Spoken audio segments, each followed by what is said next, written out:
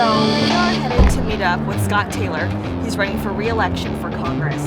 And we want to find out who he is because honestly, why would anyone want to run for political office in this climate? Very last line.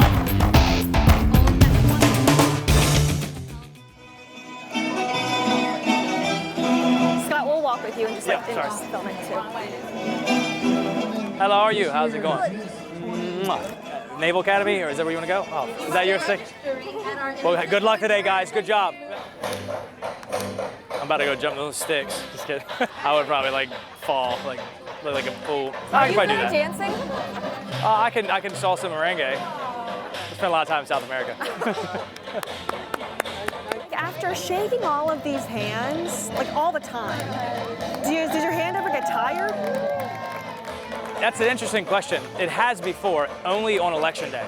So the only time I ever remember my hand like actually hurting from shaking hands was a presidential election. Do you ever get such clammy hands that... Every once in a while you'll get a really clammy hand. You're like, oh, that was gross. but you know, not usually.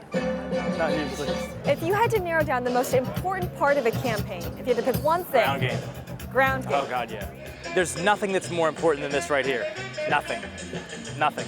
So anecdotally, scientifically, this right here is the most powerful thing that there is. I'm in front of you, I'm answering your questions, you get a conscious and subconscious assessment of who I am, and if you trust me or not. There's nothing that's more powerful than that. I want to give people time, and I want to give them time. I want to answer the questions, I want to give them time.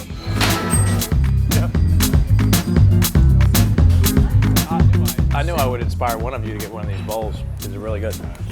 We're just trying to, who are you? Aside from like this congressman. Everyone can relate to a bad date.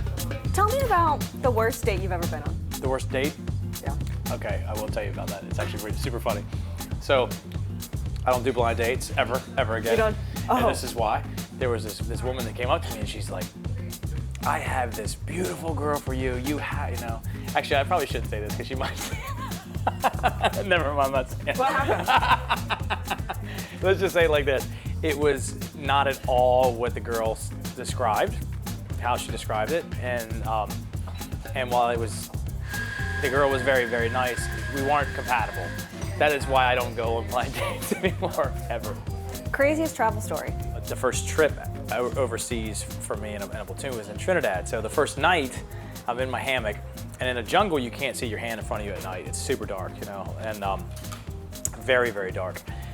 And all of a sudden, I don't know what time it is, but I'm sleeping with my M4 or my rifle, and all of a sudden I hear this very, very loud noise. It sounds like a big monster. It's super loud, like "Ruh, ruh, ruh," like yelling, and I'm like scared to death. And I'm like grabbing my gun. I'm like what is this thing? And it was a howler monkey. Howler monkeys are like this big, and you can hear those things for like a mile away. And he was right above me or something like that. It scared the hell out of me, First night in the jungle. With the 2016 presidential election, people were shocked. I wasn't shocked at all. Oh, you weren't shocked at all? No, not even close. We are in a time of change, and we're in a time of needed change in certain areas. And he was the president, for better or for worse in some regards, was saying it. And I felt like he was actually one that would step up and do it, and he is. So how can you defend a man who says, grab women by the I don't defend that, and nor would I ever defend that. So do you believe that with the rhetoric he uses, it's worthy of holding the highest? No, I don't necessarily. No, I don't. But he is the president, and he was voted for by by electoral college-wise, the majority of the folks in this country under the system. He's the president. I think people get way too wrapped around that rhetoric, and I just do. But can I condemn the rhetoric? Can I say it's unworthy of the presidential office? Yes. If I did that every day, is that helpful for you as your representative? No. It's just not. It's not helpful. People on the other side are like, I want you to condemn everything he says. I want you to say bad things about him. Really? How does that help you? How does it help you for me to say that what he says is bad every time he tweets? It does nothing for you as your representative. And of all jobs you could have, why political office? Well, let's look at it and figure out if there's something we can do. If I can help, I'm in. You might not like politics. You might not like politicians. Because I fought for immigrants and I fought for LGBTQ community. But the reality is, it's through politics, That is the medium that we control our destiny. Period. Call me. People want to run. Give my best to Klaus. Where are we going? Oh.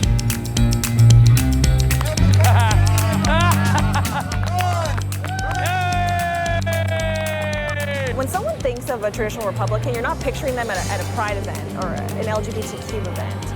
I mean, what's your response to that? I want to know about their culture. I want to know about who they are and what they desire, and they're my constituents, so I want to best be able to represent them. And do you feel like the GOP as a party follows that belief as well? I think more and more you're seeing it. Maybe not traditionally. I think more and more you're seeing much more acceptance from both parties, quite frankly. Again, everybody wants to be happy and live free and liberty, and why shouldn't they be able to do that? So I don't see that as a political issue.